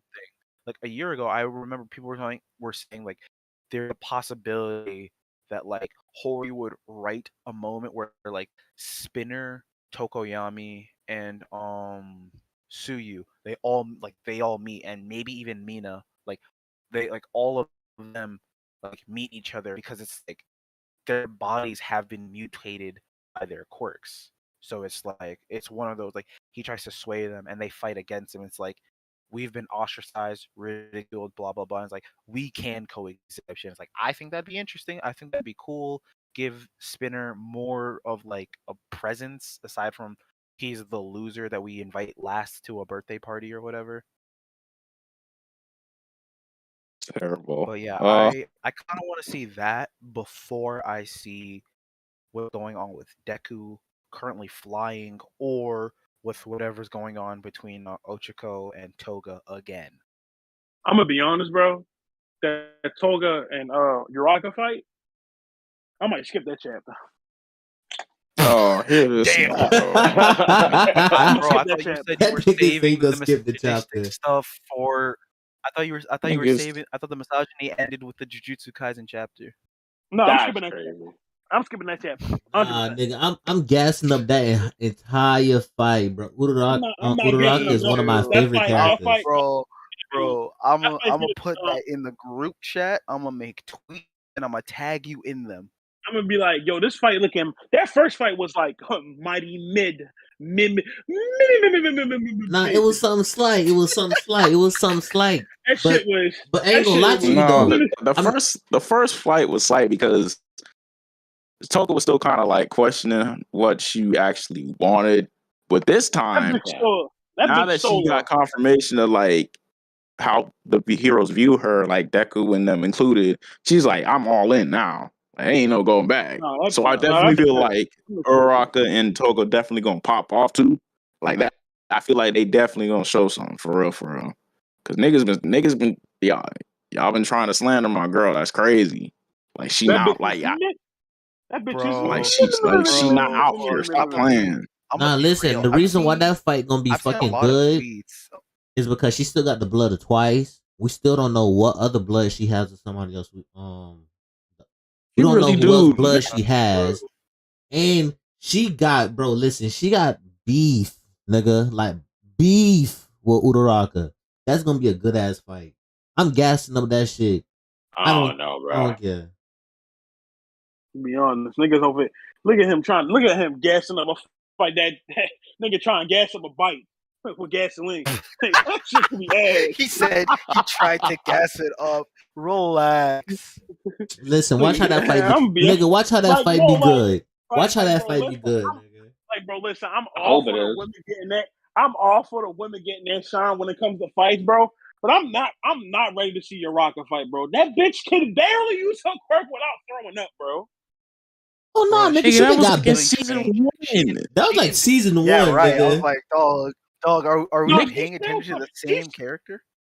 No, that's season 1. From like time to time. Okay. Like, she throw up. Okay.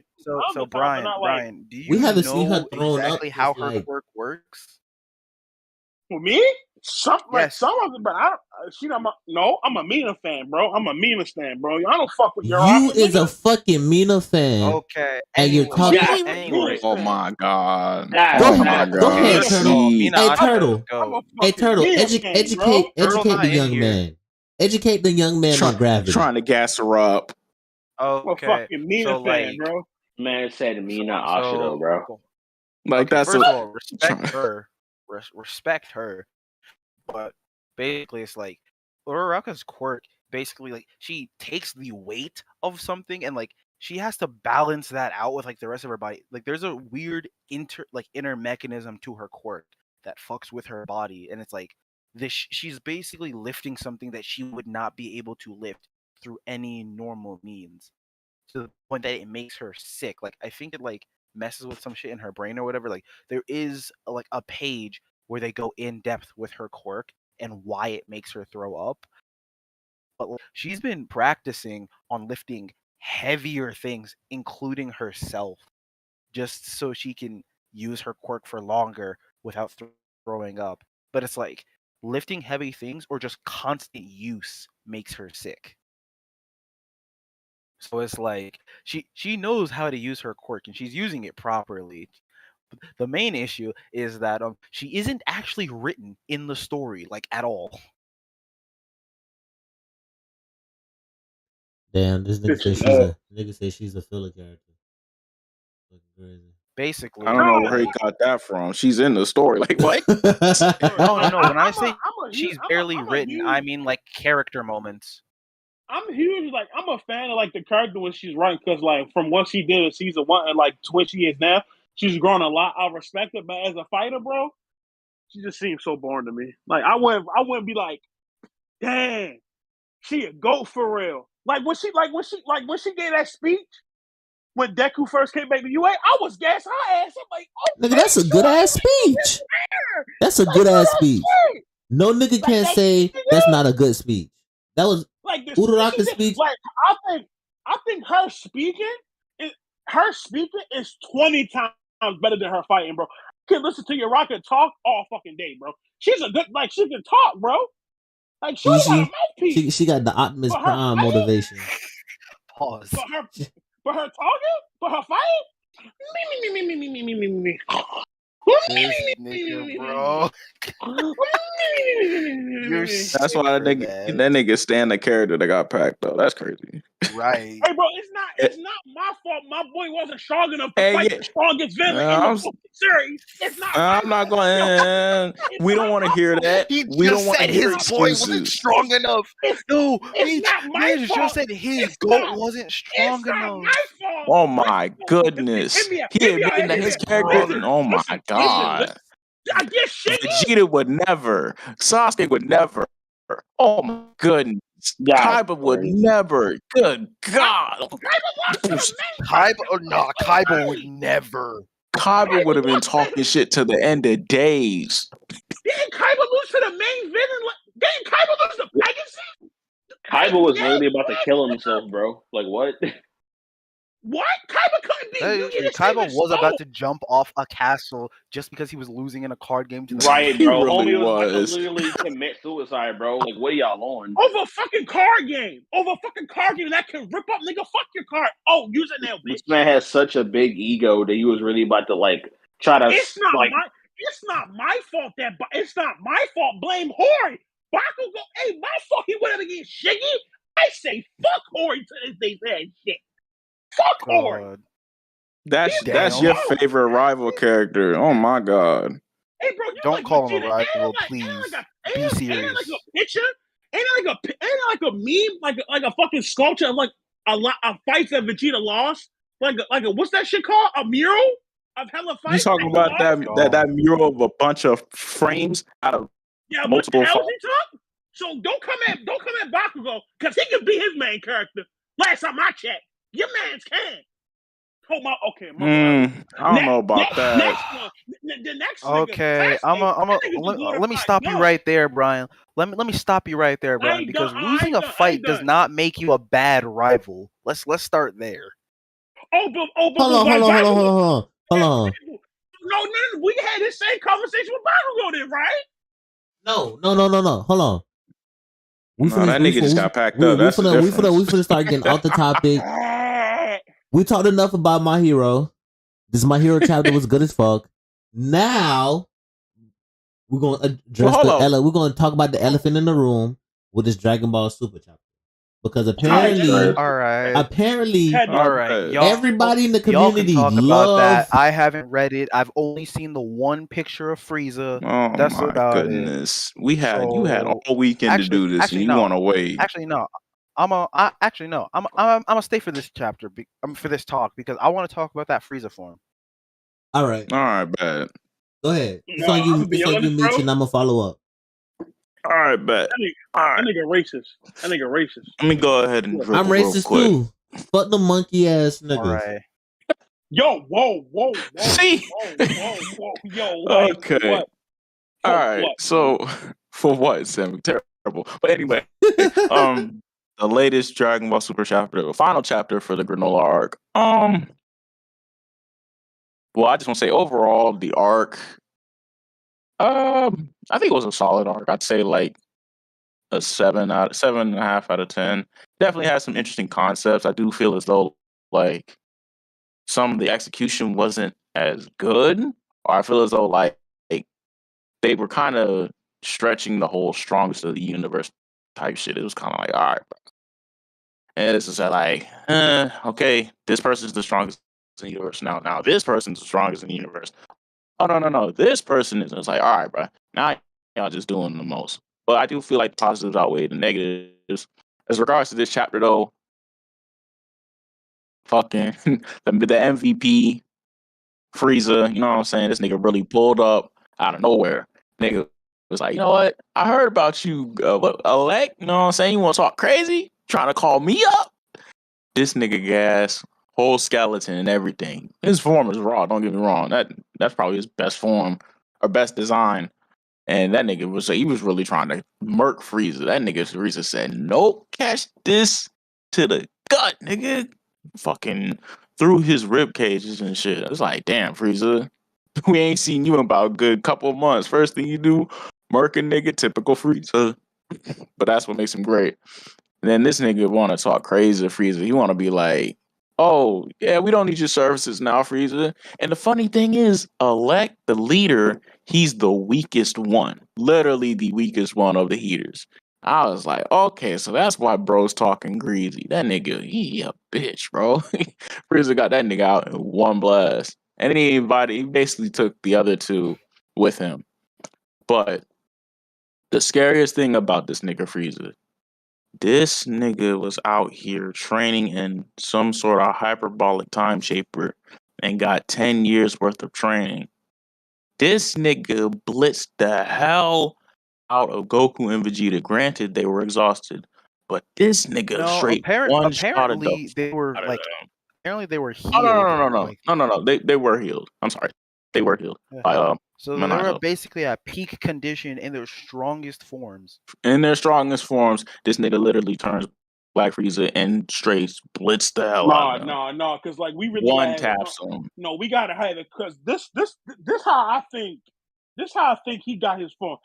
I think around like it's 10 years. I think he got that shit like around. I want to say if he got 10 years worth of training, I say, and realistically, if he was training a hyperbolic time chamber, which I think it really is, I really think they got like a sort of hyperbolic time chamber, whatever. First of all, nigga conquered the planet and then use that shit for training. He's a fucking G. I could never. I'm gonna be honest. I feel like out of the 10 years worth, most of that time, if not at least half of it, was spent conquering the planet or whatever. Like I'm gonna be like, I think that he it was on a hyperbolic time. He got that shit probably like year 4, and then from year 4 up, he was just training with that shit, bro. Like he went off the ground planning running for with that every shit. possible contingency. So, like, bro, like listen, every special move. That is the most scariest nigga in Super right now. Frieza training? Fuck everything. I'm going in hiding, bro. Nah, like I mean, so I don't remember watching most of Resurrection F. I was tired as fuck that day, so I fell asleep like during the movie. But like, it was like the fact that Frieza became gold, like that was still a big deal for Blue Goku and Vegeta. Like the nigga only trained for 4 months in that movie too, and he was really strong for 4 months. And the moment he got the form, he went off to fight them. Exactly, and he was stronger than them. The only thing that held him back was the stamina issue. Literally, that was his big thing. Goku literally said this: if you trained for like a year, 2 years, you probably would have fucking killed us. Like I'm being on some real shit. That nigga was probably dead. Them niggas was probably dead. Whole Earth would have been fucking dead, bro. Yeah, because Frieza, when he first came back, was already putting him in a pack when he first came back. Bro, Goku was getting mollywopped by Frieza when he first went golden, bro. And that was only after 4 months of training. Like, and then like I think what they trying to do is that they every time like Goku and Vegeta get something, I think they want Frieza like slightly higher than them too, which is like for the time being, then everything over gradually it's a rinse and repeat. Like they got blue, Frieza was stronger. When Frieza got golden, Frieza was stronger than them. Then they got their new forms, UI and UE. They became stronger than Frieza. He got black. Now all of a sudden he dead ass probably like the second strongest person in Super now. In my opinion, he might be the second strongest in Super behind Beerus. No. Yeah, I think he's like. I mean, it depends on like how you even like view Beerus in terms of like his strength in the story. It's kind of weird. Outside the Grand Priest and Zeno and all them, I think he's like top 3. Like out of all like like the planet Earth fighter, or at least like the main universe fighters, not including like the gods. Like yeah, like Frieza is the strongest currently. Like he literally he's bodied like the top 3. Like no, I think he's like top 3. Like I think he's top 3 in the series right now as we speak. I think he's behind I disagree. Beerus and Jiren. Like I think he's like Yeah. that as top 3. No, I disagree because I don't think he's like stronger than like Whis or anything. Bro said, I'm gonna have to stop you right there. Yeah, no, yeah, No, that's he's talking about outside of the angels and stuff. Outside of like the angels and stuff, like, hey, I'm gonna count Beerus because Beerus is the god of destruction. Because like, but I'm not okay. counting So, the angels. so outside of the gods. Yeah, no, because you can. I would pick Beerus. Because the thing is, Beerus is like he's a moving goalpost. Yeah, he's a moving goalpost. Like yeah, so like you can technically move him from like like what Meech said, he's like the moving goalpost. He's like there, like he's gonna gradually get strong. To be honest, I don't think Beerus can even get stronger the way he is. To be honest, I think bro was just literally just a standing goalpost to where like he wants somebody to take his spot. Because I'm pretty sure this nigga is tired of being a god of destruction at this point. So it's like, and the thing is, we never like actually seen like outside the fight with Goku and Beerus the first time. And if you want to count the manga with him and against the other gods of destructions, we've never really actually seen like a full power Beerus. So it's kind of hard to gauge like where do the mortals actually stack up? Because when you really think about it, realistically, from a linear like progression, like this nigga Goku and Vegeta, they should have been like really kind of surpassed this nigga. Like once they got like to the tournament of power. And they started like when they started breaking their limits, getting evolution, Kaioken times 20, like the various different UI forms, MUI. Then we're getting into UI, true UI, and then we're getting the ultra ego. It's kind of like okay, they have to be like in the realm of Beerus's power, but then it's like nope, we got to move the goalpost again because there's certain handicaps with the form. I was like, okay, bro. Because I feel like Beerus has both of them. I feel like Beerus has UI and UE. And I feel like it's different variations of UE too. I don't think Beerus has really fully gone into that. Like it's like UI, but it's like a few steps behind like UI. I think it's more steps to UE. I don't think Vegeta has unlocked that whole thing yet, to be honest. Oh no, he's still trying to figure out. There definitely gonna be more levels with the ultra ego. UI, because I don't think they never like did they ever go in full detail what UI does? And then like the more angry he gets or like the more damage he takes is like his damage goes up like a couple notches up. Some shit like that. The whole thing with the God of Destruction thing, right? What Beerus was trying to tell Vegeta is like, as long as I have destruction on my mind, I pretty much can't lose. Like if Vegeta has the mindset of just destruction with this form, he should not be losing to nobody else. But the thing is, we know if you know anything about Vegeta's character and where he's at now in the series, it's kind of hard. It's kind of hard for him to get into that mindset. Like the nigga cares too much, has a family, a wife, like he has all this thing that he cares about. If he this can't just was like throw that away. Base Vegeta, like when we first met Vegeta, like day one Vegeta, oh my god, what do you think? Like if this was Saiyan Saga Vegeta with the mindset, pack up, go home. It's over, my boy. Like, but the character of Vegeta has progressed, so it makes sense. Like this is going to be a difficult thing for Vegeta to overcome. But so it's as basically opposed like Majin, it's like a Majin Vegeta thing in the instance. If you want to say it like that, like he just has to be in a certain mindset with UE that allows him to reach his full potential. And I do feel like the form does have potential. It's just a matter of them like going further into it, like how they're doing with UI with the multiple handicaps that has. But I'll talk about that another day. But as far as Frieza being like the Frieza outside of the gods of destructions and the angels, literally the strongest right now, the strongest mortal right now. And it's I'm not surprised because bro is like the nigga has never trained a day in his life. Literally, like when we him training, bro. him training is so scary. Like, it's so fucking scary, bro. Like, that shit is frightening. Like, Bro, this man terrifying, could man. literally break the ceiling.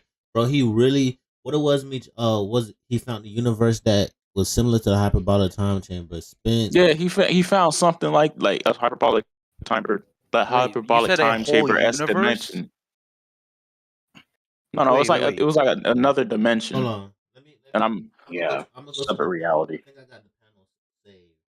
And I'm gonna read it Like, Okay. that shit is No, crazy, because bro. it's Like, like this you nigga said got 10 years worth, but it's like, was he really training for 10 years worth if it only took him 4 months to get gold, right?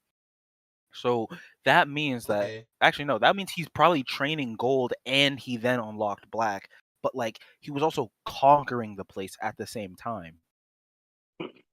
Alright, so this it right here, right? Goku said, "What? Another dimension?" He said, "One of many conquered worlds I happen to come across, a chamber where time flows differently in the outside world. A room." And Vegeta was like, "A room of spirit of time." He was like, "There I was able to squeeze in 10 years worth of training, meaning, that's hyperbolic time chamber. That's hyperbolic time chamber. that he spent a certain amount of time in that and was able to get 10 years worth of training." Similar to how when Goku and Goku, Gohan, and Trunks and Vegeta went in there and they trained in their base Super Saiyan for how many days or how many hours it was, I can't remember. And they got damn near months worth of fucking like training or years well worth of before training. in Z the hyperbolic time chamber, like at most you could spend a year's worth of training within like a single day. That was it. But in Super, they've increased that, I think, to about 3 days now with the current hyperbolic time chamber. So this other dimension that he's been into, clearly there's like a bigger like cap. There's not like not a bigger cap. Like there's less of consequence of being in there because if bro's able to squeeze in 10 years worth of training in this one dimension, it's like No, damn. that's And OD. mind you, this is a person who is well prior to this and prior to Super. This nigga was already naturally strong. This nigga was like, I feel like Frieza's like probably an anomaly in his race with how powerful he is. Because I don't think other Frieza Yeah, members outside of him and his brother, who's not canon, but and his father, I don't think they're just this naturally powerful. They need to And make then Cooler you fucking when canon. you give this person who's been known to conquer worlds like for years. You give him the, and when he gets beaten by one of the Saiyans, when you give him the mindset, you know what? Let me actually train for once in my life. Let me see what I can do with training. In 4 months, mind you, 4 months, this man was able to eclipse the Cell, Boo, and Battle of Gods all in that one movie. All of that, like, and it's crazy too because it also showed how strong Goku was. Because base Goku was actually like that nigga was getting the better of Final Form Frieza in that movie too. Until they turned gold and Super Saiyan Blue, it was like, all right, this nigga Frieza is a threat. You get the same nigga, and it's not like this is just random out of nowhere. Frieza has also continued to progress in his time in Hell too. Like when they recruited him in the Tournament of Power, how he was able to get rid of the limitations or the stamina of his golden form. He was able to learn more about the concept of ki, mental trainings, all that stuff. And it's Wait, just like, okay. wasn't Frieza like technically dead though in the Tournament of Power? Like didn't he have the halo? Yeah, he was dead. He was doing that all in like the Yeah, because afterlife. I remember that Goku straight up said Super Saiyan 3 is a form you would want to use when you're dead because you don't have to worry about stamina. But that's just for more like his for Super Saiyan 3. But and like I mean, if gold seems to work the same way. well, I mean, probably We I probably guess gonna get sure. more information on Black Frieza because we know that gold when he first got it, that shit was a stamina killer. Like, Yeah, and he trained that out in the afterlife and he was able to get rid of that weakness. yeah. So now that shit is like I don't even Oh know no, the how Now that's I don't even know how strong that shit make him Super Saiyan Blue level. easily. I want to know the consequences though if he does use black for money. I feel though it's a side effect for Black Frieza, or he must have got that shit on when he did that 10 years worth of training. Yeah, I was say like the Frieza, side effect is that because he can't go a sentence without saying nigga. That's crazy. That's crazy. It's the fact that Frieza. If Frieza knows about it, one thing about Frieza is he gonna learn from his mistakes. For real. Like he knew that Golden Frieza at the time when it was revealed, the stamina issue was a big thing. When he died the third time, and when it came back from the tournament of power, Buddy made sure that like I got to focus not on physical strength, but the mental strength, the whole concept of ki, because it's in common thing with Dragon Ball. If you train your ki, you will be stronger. Like literally, that's basic 101. So for him to do that in the afterlife, come back, we see how strong he is in the tournament of power. He's not one of like he wasn't like the top heavy hitters, but he was still relative to these niggas. You know what I'm saying? You add on an extra 10 years of training with that in an environment where he's completely set and focused in, and more often than not, he probably doesn't have a liability with this Black Frieza form, because if there was already one with Golden, he would have realized that and applied that with his Black form. So it's really just a matter of these niggas, Vegeta and Goku, they just have to get back in the fucking lab, bro. Like, they have to take this joint seriously, because this nigga one shot at both of them. In fucking like UE and UI Goku. Like, exactly, bro. Like, this no problem. Not even Granola and Gas were like one tap them like that, bro. Bro, listen. And they've been fighting them niggas multiple times. It's crazy because Golden is easily the rival Super Saiyan God and Blue. Both Vegeta. Perfectly fine. But the fact that he put out Black Frieza and that shit is able to easily just that shit made UR Goku. That shit made Ultra Instinct look like a walking stone. A stepping stone. That shit made Ultra Ego look like child's Ultra bitch. That's what it made him look like. Nigga made Vegeta look like a bitch. That's crazy, bro. This nigga really got strong in 10 years. Oh, fuck this nigga, bro. This nigga's a whore, bro. Fuck this nigga Frieza. This nigga purpose of the story no more. This nigga purpose of the story is just to make Goku and Vegeta life a living hell. That shit crazy. Basically. That nigga Frieza don't care about the niggas. That nigga and Frieza learned like, hey yo, these niggas keep getting stronger, they just gonna end up like eventually surpassing me. So my fast, if I'm Frieza, I'm like, hey yo, if I can accelerate my training way faster than what them niggas can do in like 20 to 30 plus years worth of training their entire lives in just 4 months, imagine what I could do with 10 years of training, bro. I would be talking all the type of shit. He showed them niggas. He literally showed them niggas what you could do. Another thing is though, in the chapter at the end, they said it's a nigga in that universe that's just as strong as them. And I'm kind of interested in who it is. Is it Oob or is it? I don't think it's Oob, because bro is still young at this time. Or is it Gohan? Because is the new Super movie canon or is it non-canon? The superhero, I think they said it takes place a year after the Granola arc. So I would say I think it would be canon. If they directly reference the arc, like they say it takes place after an arc, then yeah, that's probably canon. Because most anime movies, like, we know they're not canon based on like what happens in them. Like, for example, the My Hero movies, like in one of the movies, Deku literally gave his quirk to Bakugo. Like, there's no way that shit's canon. Yeah. But like, they use like with these latest Dragon Ball movies, they have been canon to like the universe, like from Battle of Gods, Resurrection F, DVS, Broly, and Superhero. Like, they've all been part of like the Dragon Ball Super story. Yeah, because Broly's like dead ass right after Tournament of Power, like right straight after Tournament of Power. And it's like, but no, the whole thing with the strongest in the Metal universe Darkness. thing.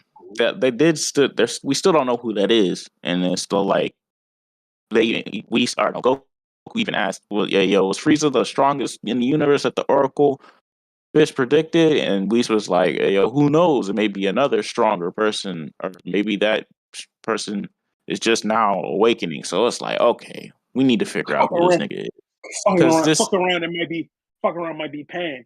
All right, I'm sorry, that was fun. That's crazy. All right. Got jokes. Fuck around. Anyway, Nigga I said, have a man. really quick question. Like, I know we're not really talking about Frieza anymore, but like, I just wanted to ask, do y'all think Frieza would ever get a new form? You said what? What? Would Frieza ever get a new form?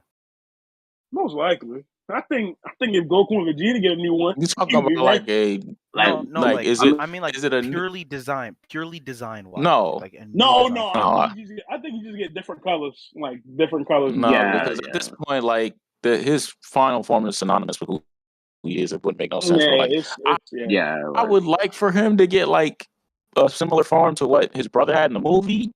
But I feel like it's just at this point, it's like I don't see the point. Yeah, aesthetic, no, like for him to get that. So we were talking about this.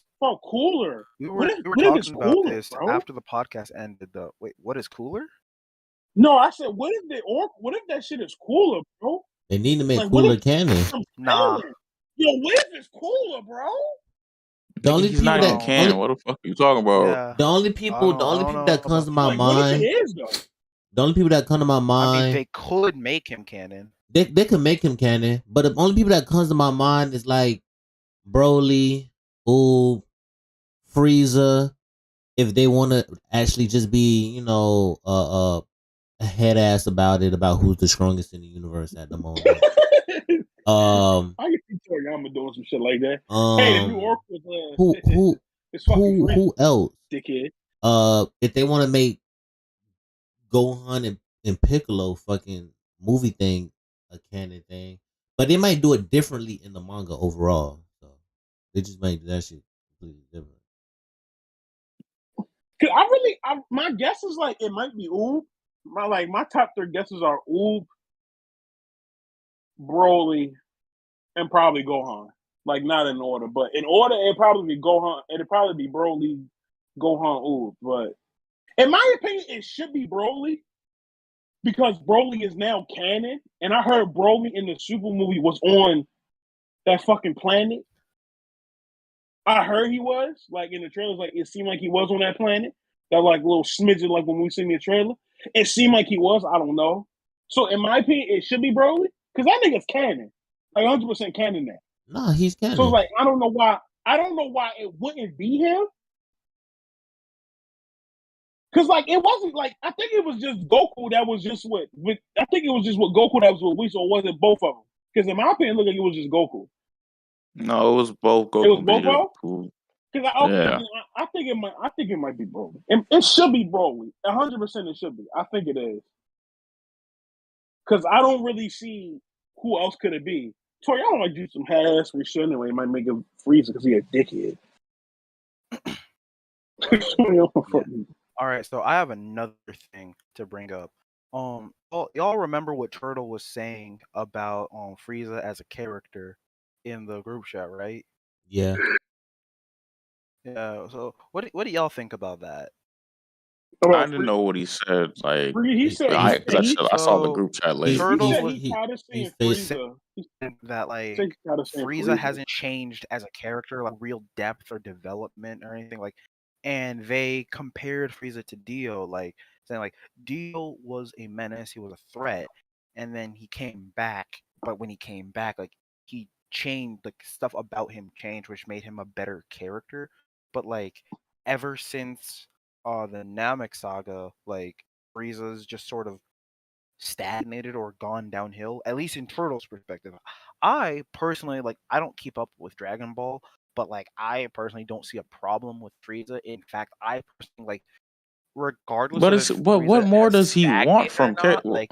Yeah, no, that's what I'm trying to get at. Like, my thing with Frieza is like, here's my thing, like he I think at a point where we are in Dragon Ball, like the whole Dragon Ball series itself, Frieza doesn't really need to prove himself as a character anymore. Like I feel like he could just like, in my opinion, this is what I would want Frieza to do. Every time Vegeta and Goku get a new form, you get stronger, and you whatever they get, you fuck them up. They get stronger, you get stronger, fuck them up. They get stronger, you get stronger, fuck them up. You fuck them up. Just make their life a living hell, bro. Wherever they go, you follow. Or like you keep tabs of what they doing, bro. That's all you literally have to do. And just make their life a living hell. And that's the thing with Frieza. Frieza, everything that's coming to Frieza now was already premeditated. Like he already been set it in stone. He's just reaping the benefits now. You feel me? So like I don't understand what Turtle was trying to do. Well, I mean, this is his opinion, but I just don't understand what he's trying. What does he want Frieza to accomplish? Like, what more about him does he need to change? That nigga's evil. He never gonna change his ways. Like, you want him to be like some anti-hero or something? Like I don't understand.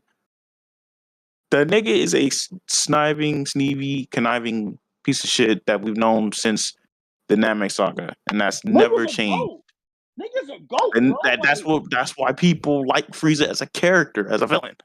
He's a fucking goat. Frieza doesn't need a plan, bro. Frieza can literally walk in the spot, finger beam your shit, and you did, and walk off like, oh, I did that. Ha ha ha. What you gonna do about it? Like, I don't know what character, bro. I don't know what added character that needs to be there. Like, what the nigga wants to do his backstory or something? Fuck you want him to cry as his father died? Fuck him. I don't understand. Like if you want to sit there and say he's stagnant, okay, I guess, but not everybody needs to change. He's not, I don't even think stagnant is the right word. He just doesn't need to change. What does he do? He's literally there, quote unquote, the fuck Goku and Vegeta fuck Goku and them up when he get a chance to. Like what he did. Like what he did, bro. Nigga punched him for no fucking reason, bro. Like for what? Like for what, bro? Like you did this for what? You a fucking asshole. That's why I like Frieza. He's an asshole, bro. Nigga funny as shit. Nigga just punched Goku and Vegeta and walked off. It took Gaz's two members just away. doing shit and to said, do I need shit. A waiter. He said, I need a waiter and a cook. Nigga, what? Who does that? Like, that shit funny. Like, but no, he don't need to change. He's solid where he at. He chilling for real. Bro, listen. So I don't like that. Like, that's the same thing with Dio though. Dio's a generational hater, bro. Nigga hate every JoJo for no reason, bro. The nigga don't actually like no. After the first JoJo, I guess it's just like spite, but like for the first JoJo, he literally says like, I hate you for having a better life than me and stopping me from trying to be great. It's like, I don't know, bro. But hating on Frieza is just kind of corny to me. Frieza hate is corny. Like, that's how I look at it. Frieza's the definition of a fucking... Listen, this is the villain who's not going to change. He's going to be evil for the sake of just being fucking evil. Literally. Frieza don't care. Frieza don't care. So like the nigga would just dislike you because like nigga fuck you. Like, I don't get what Turtle wants from a villain that we had for like what? How long? What? 20 years now? 20, 25 years? In a sense, the fuck you can do with him? Nigga been the same for all. What, 32, 33 years? Nigga been the same. Blowing up planets, killing monkeys, killing random aliens for no reason, bro. You don't need a reason. Like, what more do you need? That's literally his status quo, bro. And niggas love him for that. So, I mean, Turtle's entitled to his opinion. Yeah, that's why really I said Turtle is in fact entitled to their opinion. That's it's just kind of weird that you're looking for like the nigga to get like a complete 180 in his story. That's just no. Nigga want him to be a Bucky, and I would not fucking go for that shit. No, let me not bring up Pirate. Let's not go that far. Let me not bring up Pirate Condom. My fault, bro. Let me not bring that up, bro. Okay. Let me not bring up the Pirate Condom. I'm gonna need you to relax, Brian. That nigga said I'm not gonna bring up Pirate Condom. I'm fucking dying. Anyways, to me, Frieza is a fucking very amazing villain, especially for what he does and for what he brings to the story. He brings absolute fucking chaos, mischief. If you gotta think you got a plan, he has a plan, and his plan may fuck up your entire plan, or if not, his plan just got a minor setback. Like a lot of shit that Frieza, like Frieza told the I forgot his fucking name. One of the siblings, the main sibling, like, bro, listen, I just been letting you do shit this whole time. I been knew what the fuck you were trying to do. It just amuses Hey, me. Paul, he said It just amuses me that you thought you could do some shit. Exactly. He was like, "Oh, you thought you was making plans, bro. I was keeping tabs on you all the time. Like, stop, bro. And you the weak one too. So it's kind of like, if the gas was the weakest one, shit. Not gas is the older no, brother. That's my question. Alec was the weakest one. Alec, yeah. The one that was pulling all the strings, he was the weakest one because he talked the most trash. He talked the most shit. Like literally, the most shit. God fucking. Nigga ain't threw a punch now once. It's crazy. He was really out here trying to make you. Yeah, you want on that? Go ahead. I was gonna say, nah, that nigga weak as hell, bro. We're not even gonna talk about him. But for the fucking podcast closer, we're gonna talk about the movie. If y'all want to stay around, y'all can. Well, hold on. But me and me, who's seen the movie? Because I feel like we should save this part for next time. I have not seen the Dragon Ball movie. I intend to watch the Dragon Ball movie though. Well, let's save this one for next Sunday then. All right, I'm down for that. But if that's the case, we're gonna wrap up the podcast. Thank you for everybody for coming out watching the podcast. Comment, liking. That's lame. I'm not even gonna say that shit. Anyways. He said, "Fuck all that." We got y'all fucking niggas guitar. know what to do. Got Guitar like, Hero, comment, share, subscribe. You know what I'm saying? Follow all the niggas in the podcast. Yeah, you feel me? Follow the social medias down below. Yeah, we down below, man. You know what I'm Everybody in the description. Everybody's in the fucking description. Granddad. We got Mr. Guitar Hero himself, Guitar Hero Edge. We got Mr. Barcelona belt. He don't got the tag team belt. He got the world champion belt. It's Mr. Haysha himself. It's fucking Brian. And then you feel me? We got motherfucking Gamma 2. If y'all seen the movie, y'all already know the vibes. It's Gamma 2. Yes, sir. Got my check. You know what I'm saying? For the box. Stop playing with me. Super Saiyan God for his motherfucking self. You feel me? Until next time, peace. I appreciate everybody. This nigga Noya told this nigga